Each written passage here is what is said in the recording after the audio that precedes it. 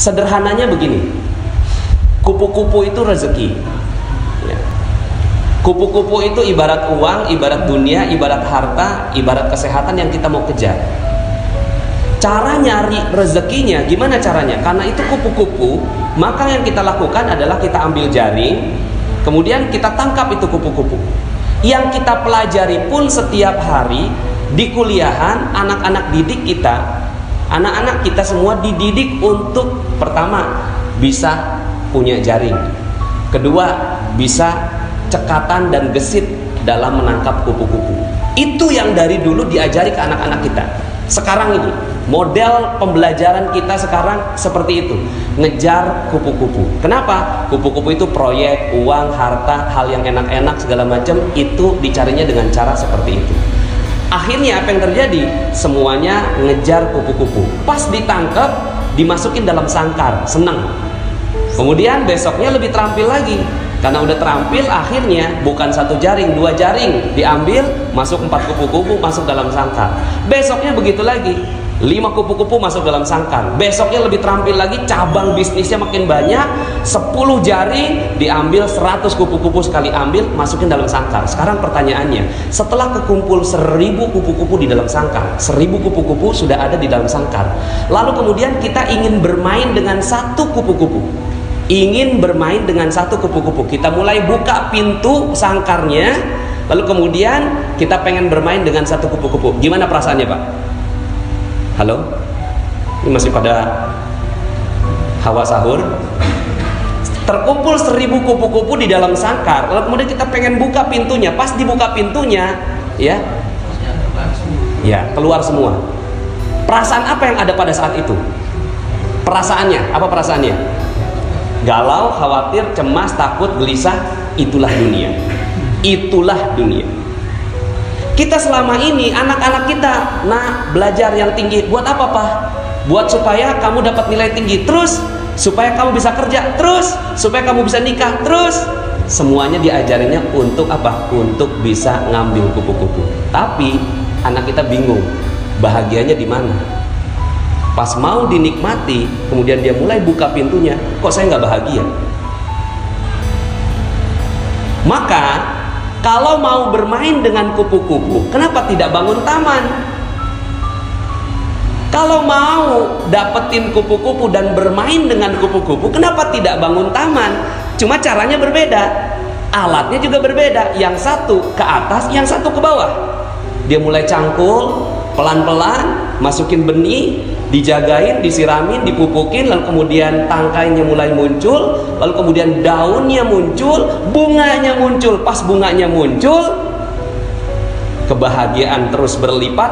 Ketika kupu-kupu itu datang, kupu-kupu udah pasti datang kalau ada bunga. Udah sunatullah. Kalau udah ada bunganya, itu kupu-kupu pasti datang. Sekarang pertanyaan saya, ketika ada satu kupu-kupu dan kita bermain dengan kupu-kupu itu, ada nggak perasaan yang tadi? Ada? Resah, galau, gelisah, cemas, ada? Halo? Udah nggak ada ya? Begitu yang harusnya dilakukan untuk mencari rezeki. Cuma selama ini yang kita lakukan adalah ngambil kupu-kupu dan nggak punya taman. Akhirnya apa yang terjadi? Malam hari galau. Kenapa? Kupu-kupu hilang. Dicuri, hilang. Hilang handphone, galau. Diputus pacar, besok bunuh diri. Anak-anak kita sekarang, jangan sembarangan Bapak Ibu. Mungkin zaman-zaman kita, ini zaman-zaman kita, ini saya mulai memahami psikologi anak-anak kita sekarang. Mereka hilang loh Pak. Hilang mereka, kebahagiaan hilang. Mereka berpikir bahwa kebahagiaan itu bisa didapat di gadget, di dub smash. Tahu dub smash? Instagram, ya. Itu mereka mulai dapatkan kebahagiaan di situ. Itu semua. Maka hati-hati, anak-anak sekarang itu mulai hilang tamannya. Mereka nggak punya taman, yang mereka kejar adalah kupu-kupu. Ketika mereka kejar, kupu-kupunya hilang, malam datang, kupu-kupu hilang. Anak-anak sekarang nggak ada yang kuat nahan cobaan Pak. Nahan ujian, nahan musibah. Anak-anak sekarang itu galaunya luar biasa. Maka hati-hati, mungkin dulu kita masih ada sedikit sisa-sisa taman. Tapi sekarang anak-anak sekarang kita mulai harus merubah gaya kita. Makanya sekarang semua pada kebingungan. Coba Bapak Ibu perhatikan, lulusannya kimia tapi malah kerjaannya lain. lulusannya arsitek tapi kerjaan yang lain. Pernah ada yang perhatiin itu? Berapa banyak orang yang kerjaannya sekolahnya A, pekerjaannya A? Sedikit sekali. Di Amerika datanya hanya 4%. Itu di Amerika yang link and match-nya bagus. Tapi di Indonesia, Masya Allah. Maka cara nyari rezeki sederhana. Gimana cara nyari rezeki? Bangun taman. Ini yang selama ini kita tinggalkan. Kita nggak punya taman. Akhirnya apa? Galau, gelisah, khawatir, cemas. Kita nggak punya taman. Yang kita cari kupu-kupu. Seneng banget tuh, ada orderan, ada project, ada harta, apa segala macam datang. Tapi kita mau beli sesuatu, beli mobil aja. Pas mau beli mobil, sebelum tuh mobil masuk, kita bikin sangkarnya dulu. Kenapa? Karena takut kalau kupu-kupunya hilang. Tuh. Nah, terus gimana dong? Ya udah, sekarang ganti fokus. Kalau kemarin tadi kan semalam kan saya bilang utang tuh lunas, ya kan? Karena memang kalau kita masih ada hawanya hawa utang, itu rezeki nggak akan pernah datang. Hawanya hawa utang, rezeki nggak bisa datang. Ya. Tapi kalau hawanya utang udah lunas, insya Allah gampang banget tuh datang. Nah itu salah satu tamannya rezeki. Nah untuk memupuk itu ada 3 hal. Ya, ini tadi saya dipesanin Ustadz kultum aja, benar-benar kultum, kuliah 7 menit. Ya udah, saya cuma kasih kisi-kisinya. Fokuslah pada 3 hal ini. Fokuslah pada 3 hal. Pertama, pikiran yang positif. Pikiran yang positif bahwa segala sesuatu bagus, segala sesuatu indah, husnudzon billah.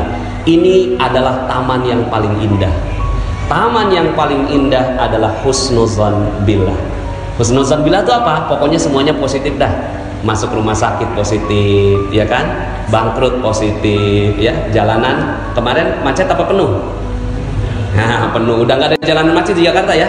Nah, ini namanya positive thinking. Ajarin anak-anak kita ini tentang husnudzon billah. Kalau anak-anak kita berhasil mendapatkan ini, maka ini adalah sebuah kebahagiaan yang luar biasa. Yang perlu dicari ini positive thinking. Positive thinking. Yang kedua, ketenangan jiwa. Ini yang perlu dikejar. Ketenangan jiwa ini namanya positive feeling. Kalau bahasanya kan positive thinking, positive feeling. Rasa itu harus tenang, cool, damai, enak, setenang samudera. Nggak boleh ada perasaan deg-degan. Deg-degan sedikit itu langsung hilang seluruh rezeki. Jadi misalnya nih, kita punya utang, katakanlah masih punya utang ya, orang sana ya. Kalau di sini kan udah nggak ada yang punya utang ya. Orang sana masih ada utang. Terus kemudian gitu ya, ketemu sama debt kolektornya. Udah 1 bulan selalu menghindar sama debt kolektor. Pas banget saat itu dia lagi ngantri makanan di mall, pas balik debt kolektornya ada di belakang. Kira-kira bagaimana jantungnya? Ya, mau copot katanya. Deg-degan, berdebar. Berdebar adalah ciri rezeki hilang.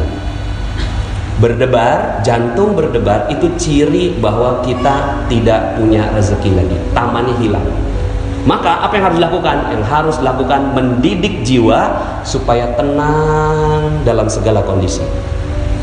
Bisa nggak kita seperti itu? Nah kalau bisa seperti itu, itulah harta kekayaan terbesar. Cuma gimana cara ngedidiknya ini? Ya ini panjang banget ini penjelasannya. Tapi misalnya begini Pak, ya kejadian ada yang konsultasi sama saya, anaknya meninggal dunia. Suaminya mundurin mobil, anak umur 1 tahun dilindes ya, sama sang ayah. Yang lebih tragis, kakaknya ngelihat dengan mata kepala sendiri ini adiknya dilindes sama ayahnya sendiri, dan sakaratul maut mati saat itu juga. Sang istri keluar lagi masak, pas ngeliat gitu kan, menggelepar-gelepar gitu, digedor-gedor pintu jendelanya, terus kemudian turun sang ayah, berempat ngeliat dengan mata kepala sendiri tuh anak meninggal dunia dengan hancur badannya. Sekarang pertanyaan saya, bisa nggak saat itu jantungnya tidak berdebar? Alhamdulillah. Itu yang harus dikejar. Kalau itu bisa, alhamdulillah nih ibu, alhamdulillah dia mau ngikut saya ajarin pelan-pelan sampai akhirnya tuh ibu mengatakan, siap Ustadz, alhamdulillah, terima kasih. Udah selesai. Dan ternyata itu adalah kunci rezeki buat sang ibu. Lah kita berapa banyak kita melakukan kesalahan rezeki. Kita deg-degan. Tanggal 25 gaji udah mulai habis, order belum nyampe, gimana perasaannya? Ya. Terus kemudian dagangan belum laku, gimana perasaannya? Padahal itu semua rezeki akan hilang. Nah, kejar nih ini. Cuma memang ya, nah ini memang perlu banyak sekali kajian tentang positive healing. Cuma bocorannya adalah positive healing hanya bisa didapatkan dengan ibadah. Positive feeling hanya bisa didapatkan dengan ibadah. Kalau positive thinking masih bisa sendiri. Positive thinking nih, bagus itu, oke, alhamdulillah, gitu ya, masih bisa. Tapi kalau positive feeling udah nggak bisa lagi dengan upaya sendiri, dia harus butuh bantuan Allah Subhanahu Wa Taala. Maka di titik itulah ibadah berkumpul seperti ini mahal harganya. Ini kumpul begini Pak, ini mahal sekali. Kalau orang tahu betul yang namanya rezeki, oh itu dikejar yang kayak gini. Ada orang kumpulan apa? Duduk tenang, damai. Kenapa? Ada malaikat di sini. Malaikat itulah yang bikin ketenangan hati. Makanya Allah katakan, ala bidzikrillahi tatmainnul qulub. Ingatlah hanya dengan mengingat Allah maka hati bisa positive feeling. Nah. Cuma selama ini ya kita nggak kejar ini, coba sekarang kejar. Aduh, yang saya mau kejar adalah positive feeling, ketenangan jiwa, karena itulah kekayaan sebenarnya. Kekayaan sebenarnya bukan harta, bukan mobil, bukan rumah, bukan yang lain, tapi ketenangan jiwa adalah kekayaan sebenarnya. Ya, dikatakan oleh Rasulullah SAW, laisal ghina an kasratil arad, walakinnal ghina ghinan nafs. Bukan kekayaan kamu punya banyak harta, tapi kekayaan adalah tenangnya jiwa. Di penjara senang, ditangkap senang, ya bahagia, semuanya tenang, cool, mau digantung aja senyum. Tuh, kalau kita mampu seperti itu, maka itulah kekayaan sebenarnya. Cuma selama ini kita nggak kejar, yang kita kejar cuma duit aja. Di mana ngejarnya? Lailatul Qadar adalah malam kemuliaan, tempat di mana Allah turunkan ketenangan jiwa. Kalau itu didapat, tenang sekali. Nah yang ketiga lebih dalam. Ini aja udah bagus, masya Allah. Positive thinking, positive feeling. Yang terakhir positive motivation. Positive motivation, motivasinya semua positif, semuanya positif. Ya, bahwa motivasinya bukan untuk mencari uang, motivasinya untuk membahagiakan orang lain.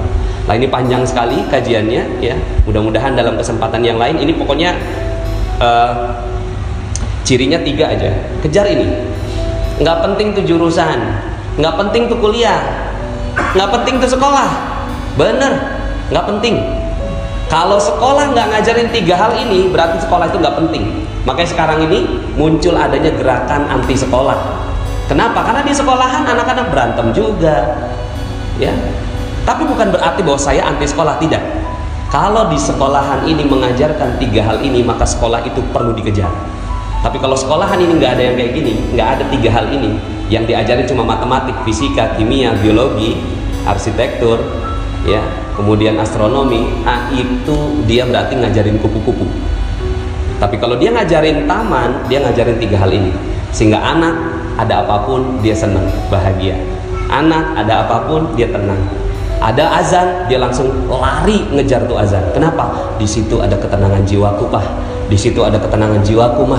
Maka aku akan kejar itu. Kalau ada sekolah yang ngajarin kayak gini, kejar ke sekolah. Karena itulah sebenar-benarnya kekayaan. Demikian, mohon maaf atas segala kekurangan. Kita balik semuanya logika rezeki kita supaya kita betul-betul dapetin rezeki yang insya Allah barokah. Terima kasih. Subhanakallahumma bihamdika asyhadu an la ilaha illa anta astaghfiruka wa atubu ilaik. Assalamualaikum warahmatullahi